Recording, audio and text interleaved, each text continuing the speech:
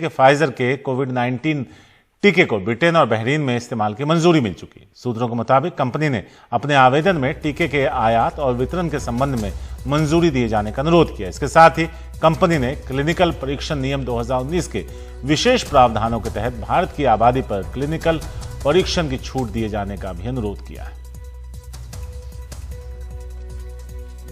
भारत का Pfizer company के साथ किसी भी तरह का ना तो टाई अप है और दूसरी बात, ना ही फाइजर ने इंडिया में कोई ट्रायल किया है, कोई क्लिनिकल ट्रायल अपनी वैक्सीन का इंडिया में नहीं किया है। तो इसलिए इस नाते तो बहुत कम उम्मीद है कि भारत जो है अप्रूवल देगा। लेकिन होता यह है कि इस कंपनी ने इमरजेंसी यूज ऑथराइजेशन के लिए अप्लाई किया है। इसका मतलब यह है कि ऐसे मरीजों को ये वैक्सीन दी जा सके जिनकी स्थिति काफी खराब है, इमरजेंसी में जरूरत पड़ने पर इसको इस्तेमाल किया जा सके।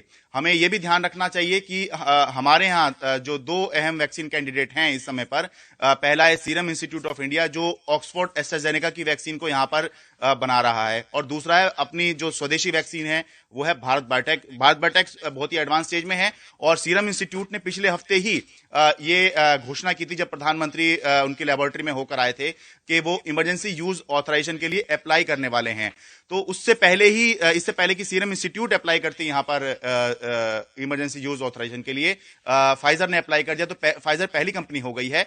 लेकिन ये वैक्सीन जो है ये बहुत महंगी है, बताया जा रहा है कि $20 के आसपास जो है इसकी कीमत पड़ेगी, जबकि सीरम इंस्टीट्यूट वाली जो वैक्सीन है जो ऑक्सफोर्ड की है वो बहुत सस्ती होती है। दूसरा बहुत अहम बात जो है जिसकी वजह से इंडिया के लिए ये वैक्सीन अच्छी नहीं मानी जा रही या वायबल नहीं मानी जा रही है, तार्किक नहीं मानी जा रही, वो ये है कि इसका जो स्टोरेज है वो -70 डिग्री टेम्परेचर में करना होता है। तो इंडिया में -70 डिग्री का जो वैक्सीन है, जो स्टोरेज है वो उपलब्ध ही नहीं है, वो स्टोरेज बनाना पड़ेगा और तभी जो है ये वैक्सीन कामयाब हो सकती है। लेकिन हाँ, इस आधार पर कि ये इमरजेंसी का मामला है, कोरोना की कोई वैक्सीन अभी उपलब्ध नहीं है और जो लोग चाहें, जैसे प्राइवेट अस्पताल में भी लोग इलाज कराते हैं, तो अगर लोग चाहें तो अपने खर्चे पर इस वैक्सीन को अफोर्ड कर सकते हैं, उस नाते इसको अप्रूवल देने की बात हो सकती है। लेकिन अभी देखना होगा, बहुत सारे फैक्टर्स होते हैं अप्रूवल देने में।